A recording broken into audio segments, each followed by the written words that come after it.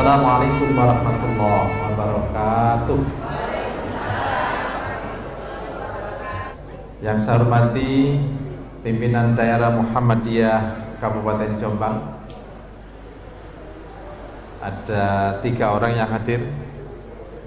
Yang saya hormati Ketua Pimpinan Cabang Muhammadiyah dan Aisyah Jogoroto, dan juga pimpinan cabang sekitar yang juga hadir di tengah-tengah kita. Ada dari Godo, dari Mojo Agung, Pak Ketua PCM-nya hadir semua. Bapak Ibu jamaah atau keluarga besar Muhammadiyah Jogoroto yang saya cintai dan saya banggakan. Alhamdulillah, sebuah kebahagiaan bagi saya bisa hadir di Jogoroto ini. Saya tahu Jogoroto ini dikenal sebagai basisnya Muhammadiyah, karena memang Masyumi atau Partai Masyumi berkembang di Kecamatan Jogoroto ini, yang kemudian menjadi cikal bakal berdirinya Persyarikatan Muhammadiyah di Jogoroto. Saya tadi sudah disampaikan oleh Pak Ketua PCM, saya memang asli Jombang, saya Tembelang, saya Kedung Juwet ya, Juwet Kedung Losari, Tembelang, Jombang. Itu tanah kelahiran saya. Kalau di desa saya itu hanya punya 3 amal usaha. Ada Madrasah Ibtidaiyah Muhammadiyah, ada Madrasah Sanawiyah Muhammadiyah, dan 1 Masjid Muhammadiyah. Masih kalah dengan yang ada di ranting-ranting di lingkungan PCM Jogoroto. Saya dulu sekolahnya juga di Jombang, mulai dari kalau SD-nya di Kedung Losari, SMP-nya di SMP Negeri 1 Jombang, SMA-nya di SMA 2 Jombang, kemudian masuk di Fakultas Kedokteran UNER, dan aktivitas saya memang lebih di kota Surabaya dibandingkan dengan di Jombang. Saya di Ikatan Pelajar Muhammadiyah waktu itu bersama dengan putra dari Pak Guru saya, Pak Ahmad Suharjo, Mas Miftahul Abror Wiji Saksono di PW IPM Jawa Timur, sampai kemudian masuk di PCM Gubeng Surabaya, PDM Kota Surabaya, kemudian di pimpinan wilayah Muhammadiyah Jawa Timur. Tetapi saya selalu mengikuti perkembangan Muhammadiyah di Kabupaten Jombang ini, yang saya kira dari hari ke hari perkembangannya luar biasa. Sekarang hampir semua kecamatan ya sudah ada pimpinan cabang Muhammadiyahnya. Ya, ini luar biasa, terutama ada Sumobito, Mojo Agung, Jogoroto, Godo, ya tentu dengan Tembelang sendiri. Nah, saya itu kalau kemudian Pak Ketua PCM menyebut akan membangun gedung dakwah, itu saya juga tidak enak. Jadi sama dengan PCM Tembelang Pak Ketua, karena insya Allah nanti Unmu Surabaya, mumpung masih jadi rektor, untuk ngawali kita bantu 50 juta. Tapi nanti proposalnya tetap dikirim. Oke. Karena mungkin saya jadi rektor tinggal 1 bulan. Nah, Bapak Ibu sekalian, Allah itu punya cara untuk mengangkat derajat manusia. Tadi di dalam surat Al-Mujadilah ayat 11, ayat yang dibacakan oleh Mbak Qori tadi. Yang pertama, Allah itu akan mengangkat derajat seseorang karena iman dan ilmunya. Dalam surat tadi dibacakan yarfa'illahul ladzina amanu minkum walladzina utul ilma darajat. Allah akan mengangkat derajat di antara kamu. Tapi syaratnya yang pertama dia beriman, dan yang kedua dia berilmu. Ilmu apa saja? Ilmu umum, ilmu pengetahuan, apapun ilmu agama. Insya Allah itu akan bisa mengangkat derajat kita. Banyak orang yang mungkin kondisi kehidupannya kurang beruntung, tetapi kemudian dia dengan semangat yang tinggi, dengan gairah yang luar biasa, dia ingin anak-anaknya sekolah atau kuliah sampai perguruan tinggi. Dia titipkan di pondok, mungkin dia titipkan di panti asuhan. Yang penting bagaimana anaknya bisa sekolah. Yang penting bagaimana anaknya bisa kuliah. Bahkan kalau perlu anaknya kuliah sampai di luar negeri. Maka dengan landasan keimanan, kemudian dengan ilmu yang dimiliki anak-anaknya, maka derajat orang tuanya juga ikut terangkat. Di samping anaknya sendiri, bahkan mungkin masyarakat sekitar kita itu juga akan ikut terangkat.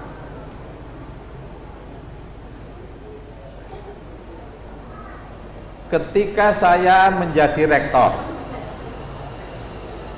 maka warga di sekitar saya di desa, di dusun Juwet itu merasa senang.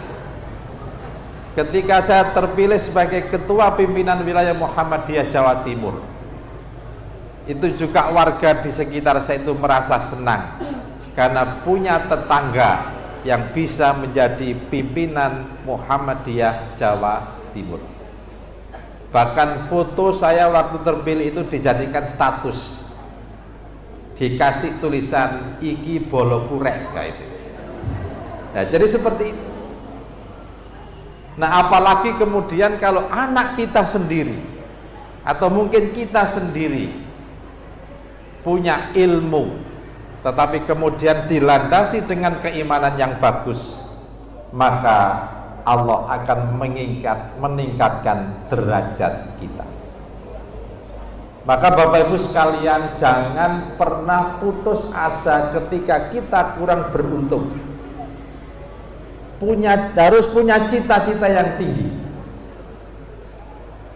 Sekolahkan anak kita sampai setinggi langit.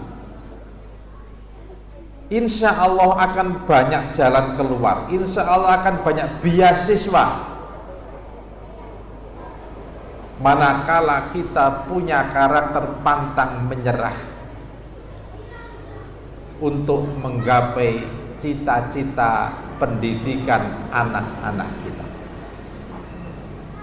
Banyak orang-orang yang mungkin orang tuanya kurang beruntung, tetapi dia kemudian menjadi orang yang sukses, yang kemudian dengan kesuksesan dari ilmunya tadi, maka Allah meningkatkan derajat kita. Karena itu janji Allah. Janji Allah itu pasti akan diberikan. Beriman dan berilmu. Ilmu apa saja.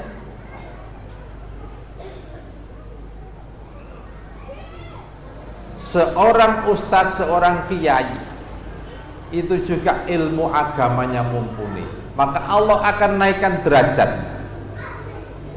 Maka kalau kemudian banyak orang berguru pada seorang kiai, banyak orang berguru pada seorang ustadz, karena ustadz atau kiai tersebut derajatnya dinaikkan oleh Allah, derajatnya ditingkatkan oleh Allah.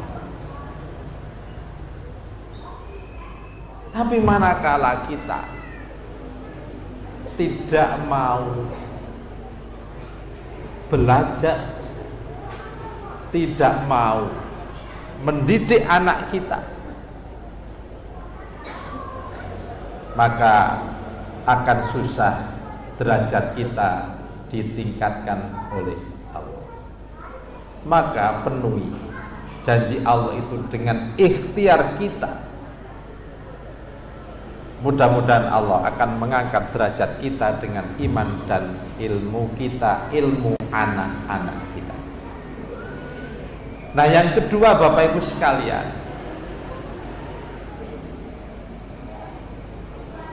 Allah akan mengangkat derajat manakala kita beriman dan selalu beramal soleh.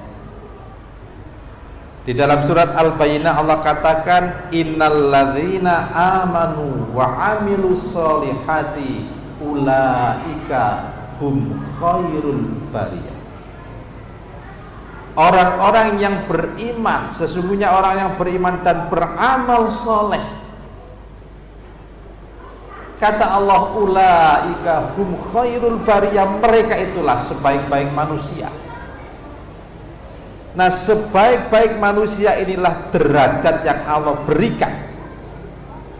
Karena ada ayat lain, innalladzina kafaru min ahlil kitabi wal musyrikina fi nari jahannama khalidina fiha ulaika hum syarrul bariyah.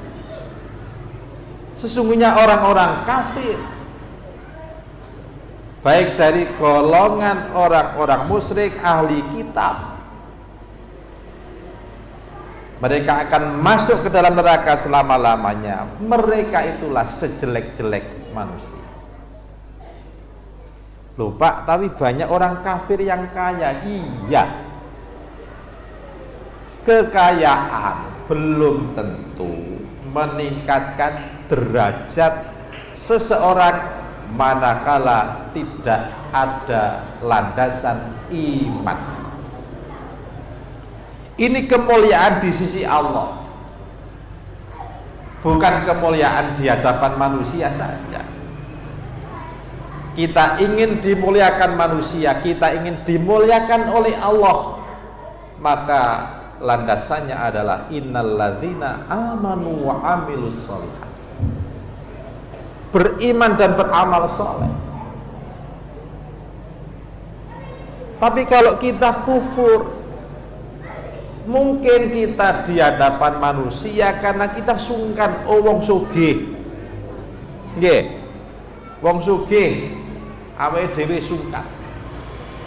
Tetapi mereka belum tentu mulia di hadapan Allah dengan kekayaannya, belum tentu.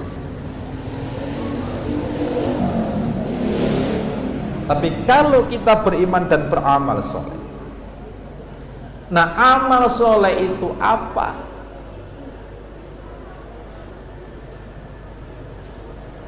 Maka kan banyak ayat. Kalau di dalam surat Al-Anfal itu kan Allah katakan, innamal mu'minuna alladzina idza dzukirallahu wajilat qulubuhum wa idza tuliyat alaihim ayatuhu zadatum imanan wa ala rabbihim yatawakkalun. Itu gambaran keimanan. Tetapi ayat berikutnya itulah amal soleh.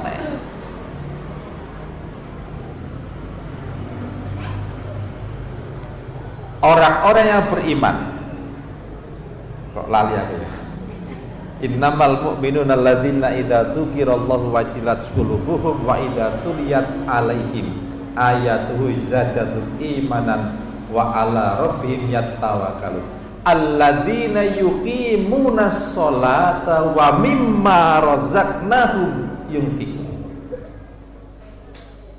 Orang-orang yang mendirikan sholat dan dia menginfakkan sebagian harta yang Allah berikan.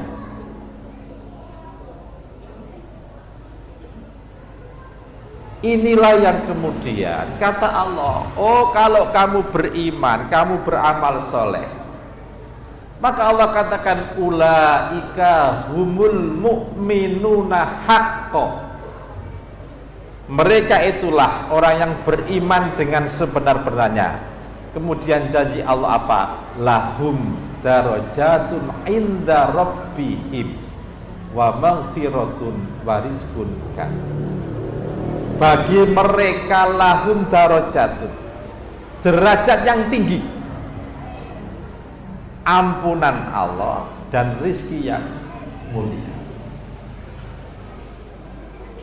Ini amal soleh. Alladzina yuqimunas sholah wa mimma razaqnahum yunfiqun. Itu amal soleh. Kita berjuang di Muhammadiyah, kita menjadi warga Muhammadiyah, kemudian kita berinfak untuk mengembangkan amal usaha Muhammadiyah. Itulah amal soleh.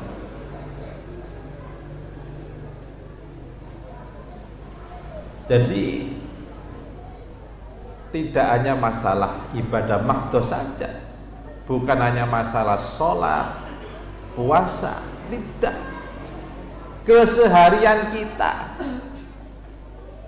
perilaku kita ketika bertemu dengan orang lain, perilaku kita ketika bertemu dengan saudara yang lebih tua dari kita, itu amal soleh. Keikhlasan itulah yang dimiliki oleh warga Muhammadiyah, menginfakkan sebagian harta yang dimiliki. Dan inilah yang kemudian menyebabkan Muhammadiyah itu berusia panjang. 18 November 2024 nanti Muhammadiyah berusia 112 tahun. Ini sangat panjang. Tidak sampai saat ini. Kalau mohon maaf mungkin saudara kita itu kan tahun 26. Kalau tahun Masehi kan belum 100 tahun. Tetapi Muhammadiyah 1912. Orang Muhammadiyah itu wongi loman-loman.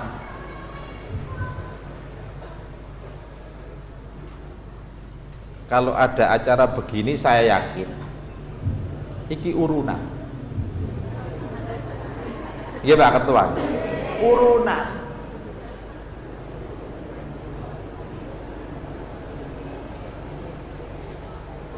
Tapi gak tak sumbang ya, mau sih saya ketanya tetap.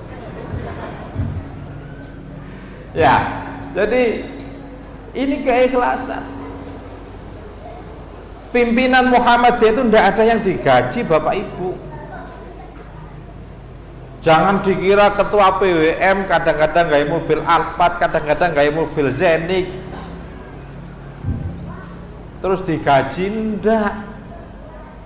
Karena direktur memang digaji karena itu profesional. Kalau ngurusi Muhammadiyah itu adalah keikhlasan kita. Kita kerahkan pikiran, kita kerahkan tenaga, kalau perlu kita liufahkan sebagian harta kita untuk membantu pengembangan amal usaha Muhammadiyah. Maka Bapak Ibu yang bekerja di amal usaha Muhammadiyah, nggak usah takut berinfak, nggak usah takut bersedekah. Bayarannya jenengan titik, gak apa-apa, infakkan, sedekahkan. Guru TK, guru SD Muhammadiyah, MI Muhammadiyah,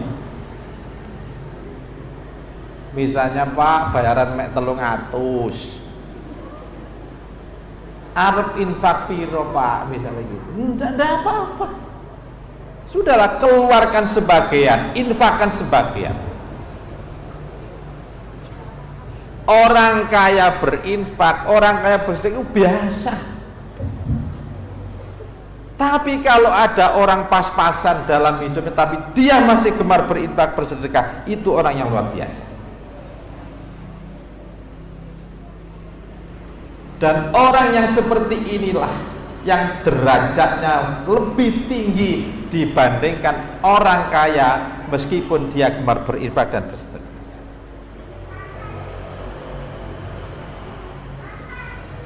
Yakinlah, Wa ma anfaqtum min syai'in fahuwa yukhlifu. Apa saja yang kamu infakkan mesti Allah akan ganti.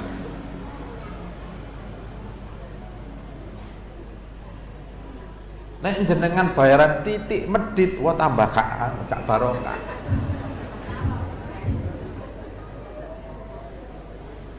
Bayaran titik medit misalnya ya, sudahlah infakkan saja, infakkan saja. Saya sering nyampaikan namanya rizki itu bukan hanya bekerja tok. Bekerja itu hanya salah satu yang mendatangkan rizki. Bekerja itu bukan satu-satunya yang mendatangkan rizki, bukan. Allah katakan, yang sering saya sampaikan, wa mayattaqillaha yaj'alahu makhraja wa yarzuqhu min haitsu la yahtasib.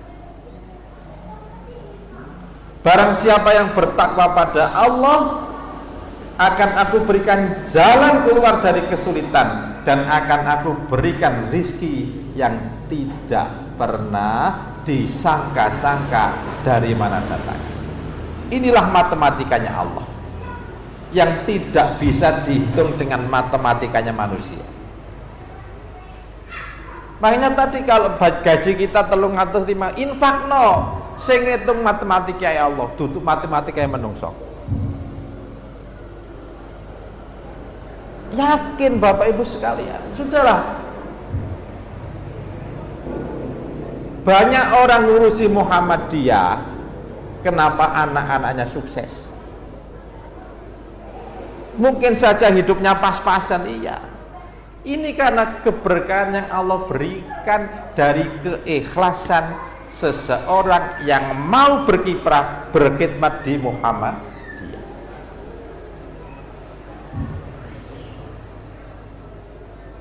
Anak-anaknya nanti yang akan yang menjaga itu Allah. Nek awakmu kalau itu bahasa saya, kalau kita ini serius ngurusi Muhammadiyah, Allah akan serius ngurusi kita dan anak-anak kita.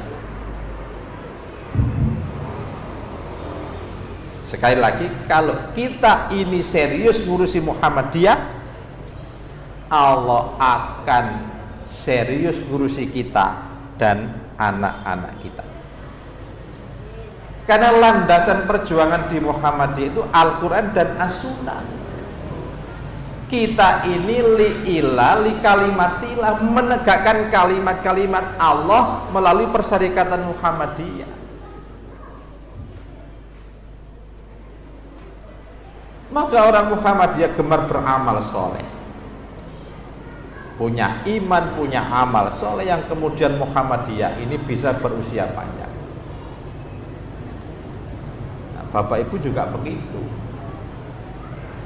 Saya yakin warga Muhammadiyah Jogoroto, khususnya warga Muhammadiyah Jombang itu, insya Allah bagian dari innalladzina amanu wa amilus sholihat, yang kemudian Allah akan mengangkat derajat. Memang perjuangan di Muhammadiyah itu bukan perjuangan yang ringan.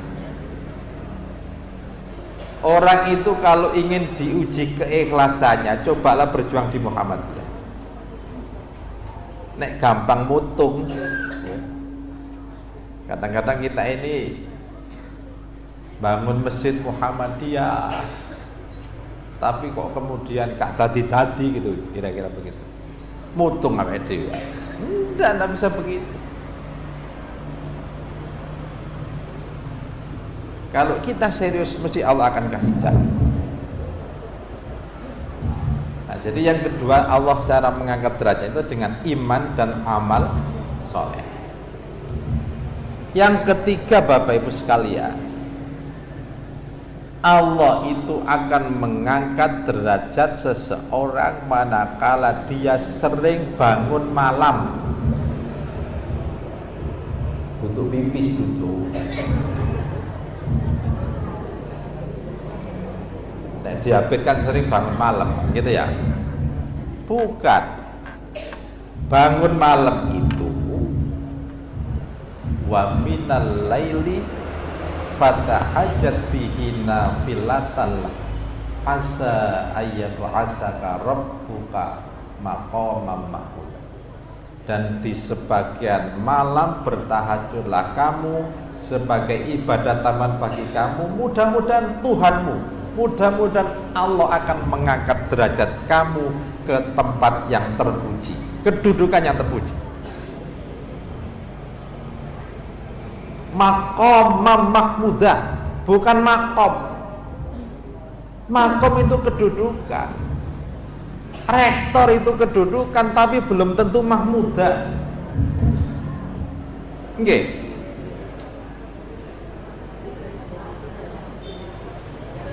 Bupati, camat itu makom, tapi belum tentu mahmudah. Ana sing jenenge mahmudah. Ngacung yang jenenge mahmudah. Pundi Bu jenenge mahmudah, Bu? Oh, ketua Aisyah. Oh. Ketua PCA Jogoroto Mahmudah. Ya. Nah, jadi maqamah mahmudah, kedudukan yang terpuji, yang tidak akan Allah berikan kepada seseorang yang tidak pernah sholat malam. Nah, orang sholat malam, maka Allah akan berikan kedudukan yang terpuji. Ada karisma, ada kewibawaan yang tidak dimiliki oleh orang-orang yang tidak gemar sholat tahajud. Tahajud itu istimewa Bapak Ibu sekalian. Rasulullah mengatakan, inna sarofal mu'minina qiyamul lail. Sesungguhnya kemuliaan seorang mukmin itu terletak pada sholat malamnya.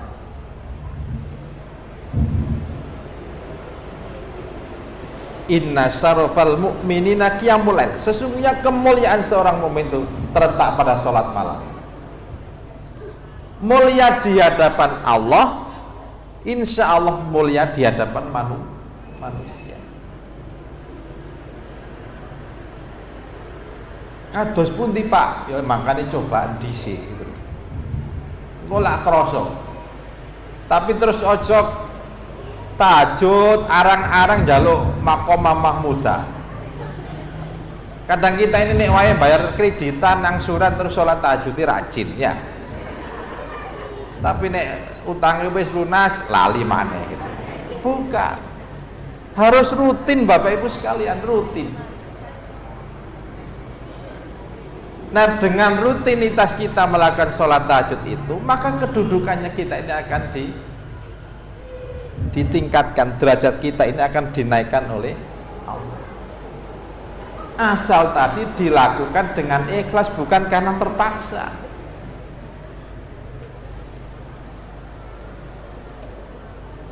Rasulullah mengatakan, sesungguhnya sholat malam itu kebiasaan orang-orang soleh sebelum kamu. Sholat malam itu bisa mendekatkan diri kamu kepada Allah. Sholat malam itu bisa mencegah kamu dari berbuat dosa. Sholat malam itu bisa menghapuskan dosa-dosa yang kamu lakukan. Sholat malam itu bisa menghalau penyakit dari badan kita. Menghalau penyakit itu penyakit stres. Nek loro watuk pilek ya kalah itu ya. Terus nek tahajud aku kok sik pilek Pak, bukan. Tapi itu penyakit pikiran, penyakit stres. Orang itu kalau dekat dengan Allah, pikirannya menjadi tenang, hatinya, kolbunya ini menjadi tenang. Loh, nek kolbune tenang, pikirannya tenang, itulah kebahagiaan yang sesungguhnya. Milih duit titik bahagia apa duit akeh bahagia? Ya tetap milih duit akeh bahagia kan begitu. Kita ini pengen kaya tapi bahagia. Caranya ya infakno. Seperti Abdurrahman bin Auf, seperti Utsman bin Affan, Abu Bakar As-Siddiq. Itu mereka orang-orang yang kena infak gak ukuran. Kalau infak gak ukuran mereka sahabat Nabi. Bagaimana Abdurrahman bin Auf ketika hijrah ke kota Madinah, semua hartanya ditinggal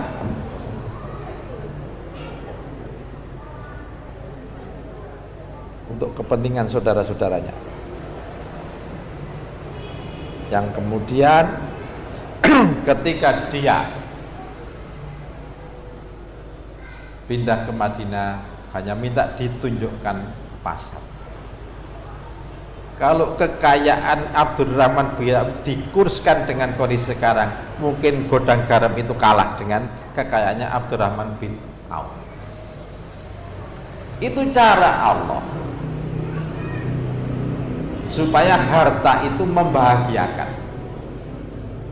Nah, sholat malam itu sama, akan membahagiakan kita. Jadi presiden tenang karena sholat malam. Jadi gubernur tenang karena sholat malam. Jadi anggota DPR tenang karena sholat malam. Sholat malam bayaran akeh, gemar berinfak. Wah, itu sih didolei. Tapi angel masalah kan itu. Nah, jadi anggota DPR yang angel, ya. Jadi wong sugih nemen yo kadang-kadang yo angel, maka jadilah orang yang bahagia. Bahagia apa ya? Sholat malam. Itu Allah akan mengangkat derajat kita tanpa kita sadari, tanpa harus kita minta.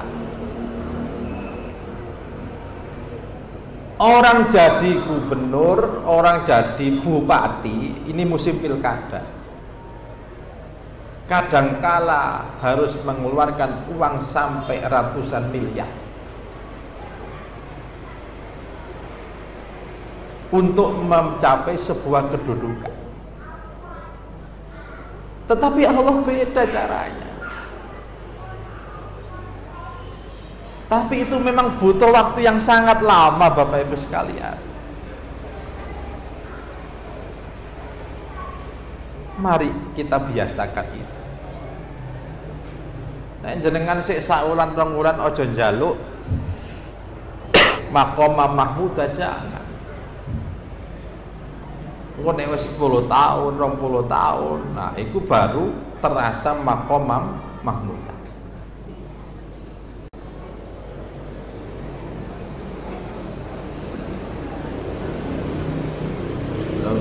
Mesti jenengan lho Pak Ketua BWM itu apa ya, sholat bengi kan gitu ya.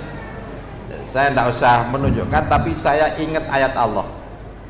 Kabura maktan indallahi antaqulu ma la taf'al. Besar kemurkaan di sisi Allah karena kamu mengatakan sesuatu yang tidak kamu kerjakan. Itu yang saya takutkan, itu aja. Paham nggih? Jadi nek ngomong nek gak ngelakoni iku mesti kemurkaan Allah lebih besar lah. Jadi Maqamah Mahmud. Nah, kita ini diajari oleh Allah, maka kita jadi apa saja. Kalau kemudian kita gemar sholat malam, Allah itu akan memberikan petunjuk dengan doa yang sangat luar biasa. Setelah surah ayat wa minal laili tadi, ayat selanjutnya itu kan Allah katakan, berdoalah kamu setiap malam dengan doa, wa qur rabbi adkhilni mudkhala sidqi wa akhrijni mukhraja sidq waj'alni min ladunka sultanan nasira. Kalau kamu sudah punya kedudukan, kalau kamu sudah punya posisi, jadi apa saja, jadi lurah, jadi camat, jadi ketua RT, jadi pimpinan Muhammadiyah. Kan ngomong bene ta rek.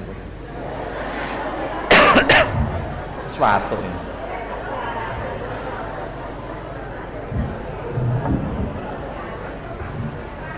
Lali. Bentar Bu ya.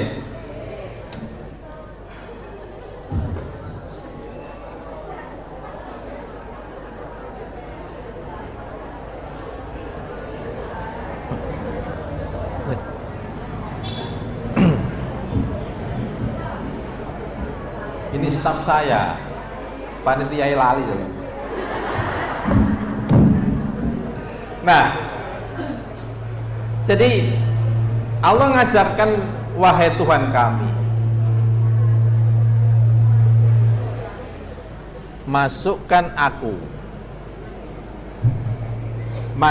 aku ke dalam sebuah urusan, atau urusan ini dengan cara yang baik. Jadi bapak ibu mau jadi kepala dinas, mau jadi camat, gak usah nyogok. Kalau jenengan gemar tahajud, Allah akan dudukkan itu. Kadang-kadang kita ini tidak minta saja didudukkan oleh Allah, apalagi kalau minta tetapi dengan selalu memohon petunjuk kepada Allah. Jadi wahai Tuhan kami, masukkan aku ke dalam urusan itu dengan cara yang baik. Wa akhrijni mukhraja sid. Bimbinglah aku ketika aku mengalami kesulitan.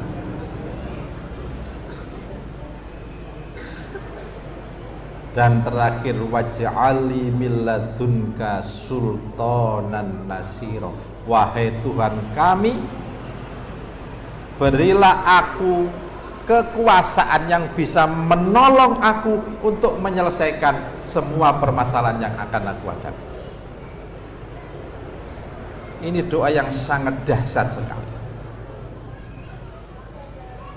Kita diberikan kedudukan, kita juga akan dimasukkan oleh Allah ke dalam urusan itu dengan cara yang baik, tanpa riswah, ya, tanpa nyogok, ya. Kalau kita sulit, Allah akan membimbing dan memberikan jalan keluar dari kesulitan, dan kita mohon diberi kekuasaan untuk menyelesaikan semua permasalahan yang sedang aku hadapi. Maka kalau kita ini menghadapi masalah apapun, tidak boleh putus asa. Bangun di sepertiga malam, adukan semuanya pada Allah. Allah pasti akan memberikan pertolongan dan jalan keluar itu. Pak, nek durung oleh jalan keluar ya berarti durung sregep tahajud kira-kira gitu. Jadi seperti itu. Nah, bahkan kalau adi tafsirnya Ustaz tadi Hidayat, kalau Bapak Ibu sering mendengar itu kan waj'alni min ladunka sultanan nasir, itu kan oh nek ana wong arep ganggu awakmu, mau mengganggu kita, mau disantet lah, mau diapakan, maka Allah akan melindungi kita. Itu seperti itu. Dan para tokoh-tokoh Muhammadiyah itu, saya ingin cerita kenapa Pak Muhajir, Prof Muhajir Effendi itu. Prof Muhajir itu, meskipun beliau sendiri tidak pernah menyampaikan secara terang-terangan, tetapi tetangga kanan kirinya menyaksikan kalau Prof Muhajir Effendi ini adalah orang, karena dia rumahnya di Malang itu, di sebelahnya ada masjid seperti ini. Dan orang belum bangun Pak Muhajir jam 3 sudah di masjid itu untuk sholat malam. Maka wajar kalau kemudian Allah orbitkan beliau, termasuk Pak Prof Malik Pajar. Itu semua karena kegemarnya sholat malam. Bapak Ibu bisa bayangkan, banyak perguruan tinggi negeri yang top-top. UMM itu memang top, iya, tapi biasanya kalau sudah jadi menteri pendidikan atau menteri itu banyak lulusan dari ITB, UI, UGM kan seperti itu. Tetapi ini rektor Universitas Muhammadiyah Malang, bisa menjadi Menteri Pendidikan, bisa menjadi Menko PMK dalam 2 periode. Ini karena wa minal laili fatahajjat bihi nafilatan lak asa ayyab'asaka rabbuka maqaman mahmuda. Dan saya sangat yakin para pimpinan Muhammadiyah di atas kita itu adalah orang-orang yang gemar melakukan sholat malam, sehingga beliau ini bisa membawa Muhammadiyah lebih berkembang, lebih baik ke depannya. Dan inilah yang kemudian menjadikan Muhammadiyah bisa berusia lebih dari 1 abad. Nah, mudah-mudahan 3 hal ini Bapak Ibu sekalian bisa memotivasi kita. Yang pertama tadi, jangan pernah berhenti untuk mencari ilmu. Ilmu apa saja, yang penting ilmu untuk kebaikan ya, bukan untuk ilmu yang macam-macam. Jangan ilmu santet, jangan ilmu perdukunan, jangan. Tapi ilmu yang membawa kemaslahatan manusia. Yang kedua, beramal soleh. Amal soleh itu kita jaga dengan akhlak kita. Meskipun kita misalnya berilmu tinggi, tetapi adab itu harus ditaruh di atas ilmu. Dalam pepatah Arab dikatakan al-adab fauqal ilmi. Jadi adab itu harus ditaruh di atasnya ilmu. Karena orang itu kalau sudah berilmu tinggi tapi kalau tidak punya adab, maka dia akan angkuh, dia akan sombong, kandhanane angel. Ya, kadang-kadang kan banyak jenenge mahasiswa itu kenapa sih kandhanane angel? Soalnya ilmu ini ditaruh di atasnya adab. Kalau adabnya ditaruh di atasnya ilmu, maka dia akan menjadi orang yang punya etika, punya akhlak, punya sopan santun. Nah, inilah amal soleh. Nah, yang ketiga tadi, jangan pernah berhenti sholat malam kecuali menstruasi ya. Jadi yang wanita saya kira berhentinya pada saat palang merah. Tapi kalau kita laki-laki mestinya mengupayakan setiap hari untuk bisa melakukan sholat malam. Mudah-mudahan Bapak Ibu sekalian, yang sedikit ini ada guna manfaatnya. Saya mohon maaf bisa tidak terlalu lama karena jam 9 saya harus di Wonosalam ya, gantian. Demikian kurang lebihnya mohon maaf. Sukses untuk PCM PCA Jogoroto. Demikian kurang lebihnya mohon maaf. Nasrun minallah wa fathun qarib wa basyiril mu'minin. Assalamualaikum warahmatullahi wabarakatuh.